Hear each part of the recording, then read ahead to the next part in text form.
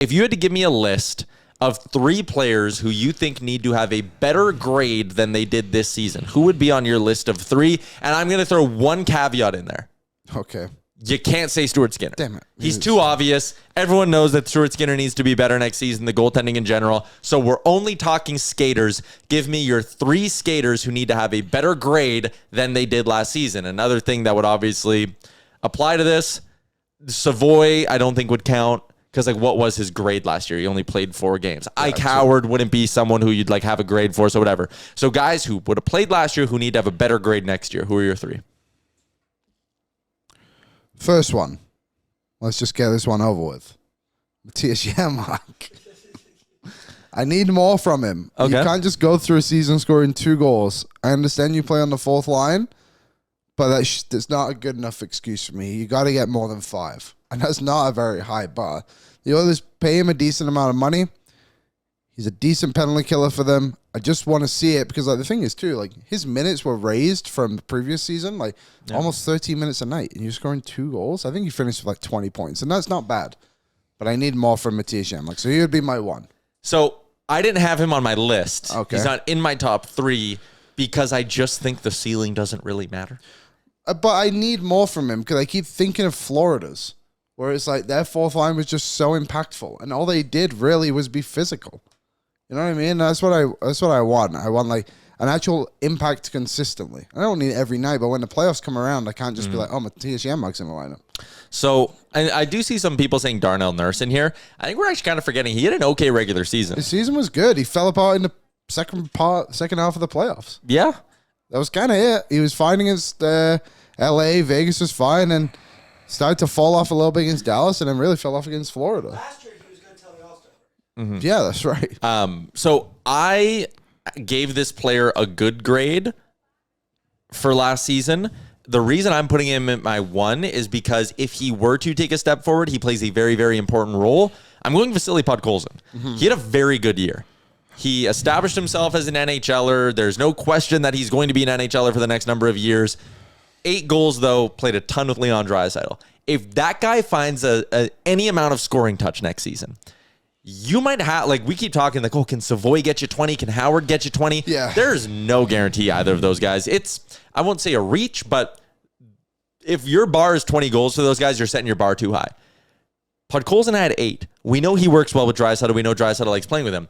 I would give him, like, a B for what he did last season. But if he were to go up to an A, and Vasily Podkolzin, I know we talked about him on Monday's show, if he can be a 20-goal guy for you, that changes the complexion of your forward group, right? It's no longer like, oh, who are you playing with Draisaitl? We're moving guys in and out. God, Podkolzin's gone 15 games without a goal. Yeah. It would be like, whoa, we actually have a guy who scores next to Leon. Podkolzin is my number 1. For the record, I thought Janmark is my 3. Okay, so you're going 3 to 1. I was going the other way, yeah. So I'm going 1 to 3. Yeah, you said 1, and I recognized my own mistake there. So then let's each go, who's your number 2? Number 2 for me, my number 1, I think, is an interesting one. I'm going to say number 2, and I know he wasn't here for a long time, but I think he, with the contract and everything, like, you need more from Trent Frederick next year. I was torn on where to put him because I'm like, God, how much of a grade do you really give him for last year? Like, yeah, I see you. Based off expectations for what this year should be, he needs to play a lot better. And I didn't mind him in the playoffs as much as other people did. Obviously, the offense wasn't there at all. Mm-hmm. I shouldn't even say consistently, just didn't arrive. But I think defensively wasn't a liability by any means. Yeah. So I'm going to kind of switch up the rules a little bit, and based off my playoff grade, because he was here for 7 minutes in regular season, I would like to see a lot more from Trent Frederick. So in my 2, I was a little bit torn between those 2 guys because I wanted to include one of Frederick or Henrique. And Henrique was here for a little bit longer, so I put Henrique on the board just because he was here all of last season. Mm-hmm. You know, he's 30, whatever years old. Like, I think the idea that you're ever going to get a 25-goal season from Adam Henrique is probably out of the question at 35. But can you go from 12 to 16? Can he give you a few better minutes? Can he maybe work on his speed a little bit? And I felt like he took a step back this last year. And there's kind of that saying where, like, every year the NHL gets a half step quicker. Yeah. And if you get a half step slower oh boy, you're a step behind. Whereas when you're Henrique's age, if you can just kind of find a way to up your speed a little bit, you're going to be able to keep up with the league as it goes. So I have Henrique at my number 2.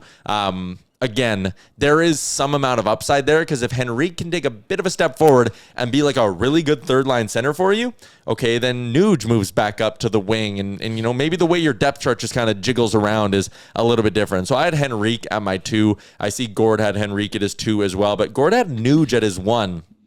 I think I'd argue that a little bit.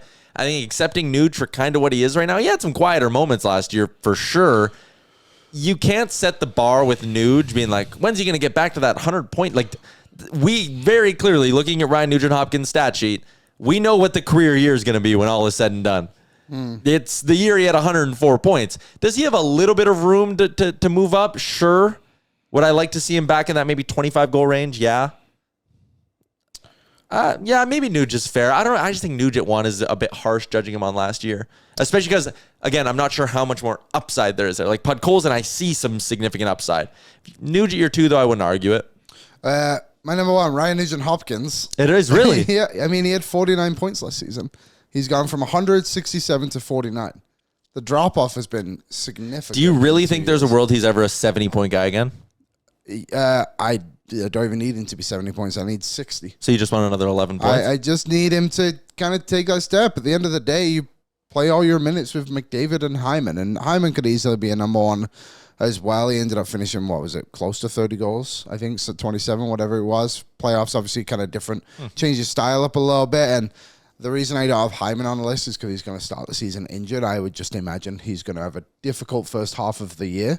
Whenever he comes back, obviously it takes a while to come back. But I think with Nuge, it's just his role is going to be interesting. Is he a first liner? Is he a third liner? But I think he's always going to be on the number 1 power play. And I want to see him shoot more on there.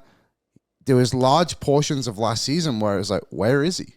You kind of just forgot about him. I still think he's a fantastic player, and I love Nuge, but I want to see him get to that 60, 65 point range somewhere in there because I think that's when the Oilers can really thrive. I mean, look at the playoffs. He was fantastic. He was so good against Dallas. And it's great when you see those stretches against Dallas because then you know he still has it in him. Remember when Connor and Leon were out, Nuge was the best player on the Oilers. He put the team on his back at the end of the regular season. Yeah, so you know it's still in got there. it. Yeah, I need him more consistently. And again, and maybe it is a similar argument to Podkolzin where like if Nuge went from 20 to 30 goals, you view this forward group and probably the power play a lot differently. I wanted to see, because, again, just looking at the basic numbers, his shots on goal per game have gone way down year over year. And I'm interested to see how his shots per 60 on the power play have dropped over the last number of seasons. Rates, power play, Oilers. Because, straight up shots per 60, his 100-point year, he was 11.36 at 5-on-5. 8.3 the next year, 9.87. And that actually ended a streak of 1, 2, 3, 4, 5, 6, 7 straight years on the power play where he had north of 10 shots per 60 on the power play. And that number has been below 10 back-to-back years. So shooting the puck on the power play for Nuge, I mean, we rant about this so many times during the season, but like him shooting the puck and being a weapon there opens up everything else. Totally. Because if they have to respect Nuge, they can't overload that Draisaitl side. And you can kind of see things. So, yeah, I think that's fair. Well, that was the year they were the number 1 power play ever, wasn't it? Yeah. Like, and obviously, like, guys get older, they take a slight step back, but I think I'd like to see Nuge do that. Yep. A lot of people question my Janmark one. His minutes per game were an average of a third liner in the NHL this season.